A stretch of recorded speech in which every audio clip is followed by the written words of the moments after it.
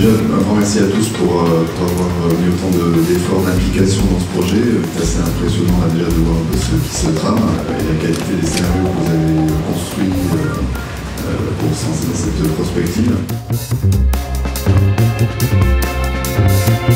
En fait, la chose importante avec ce projet, c'était que dès le départ, on était parti sur l'idée d'une microcar, un peu à la manière des bubble cars. Et on a voulu tout au long du projet, en fait, développer une forme qui soit la plus rassurante possible, avec des formes galbées, très peu d'arêtes saillantes, pour finalement inviter en fait les passagers, l'environnement tout simplement, à aller vers ce véhicule et inversement.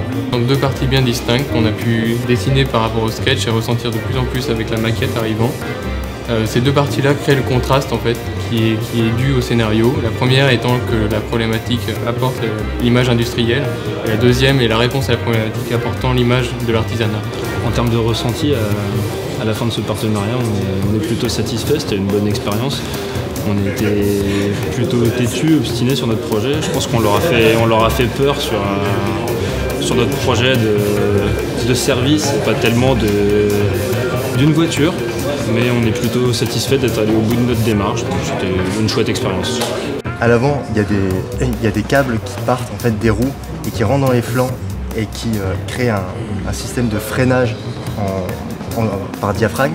Et ces câbles qui sont en fibre optique traversent tout l'habitacle et créent des jeux de lumière à l'intérieur et finissent à l'arrière et donnent des optiques assez originales. We've made more researches and so we added more details in the back to make it more technical. And we worked with the colors to make it completely black, the very technical part, and make it white in the back to be really simple. And we suppressed the glass to be even more simple and fluid. Maintenant, après quelques sketchs, après des dessins comme ça, on a réussi à trouver un vrai style et on a réussi à mettre sur pied une voiture qui est vraiment vivante, qui a un vrai fonctionnement et qui est devenue crédible. Comment évoluer le design et la forme depuis la dernière fois? Donc en fait, on a ici la maquette finale et donc les lignes sont beaucoup plus tendues.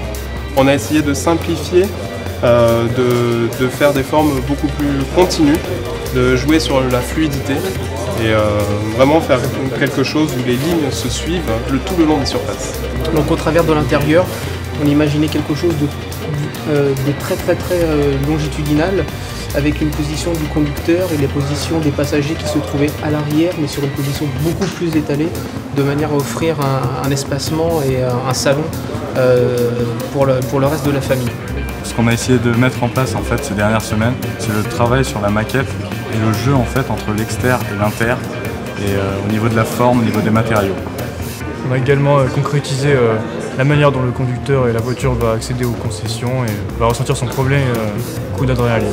À première vue, c'est la maquette qui est quand même le jeu pour les enfants, mais c'est pas ça. C'est vraiment une maquette qui fonctionne. Toutes les pièces, en échelle 5, mais le mouvement, les mêmes tailles, les mêmes proportions.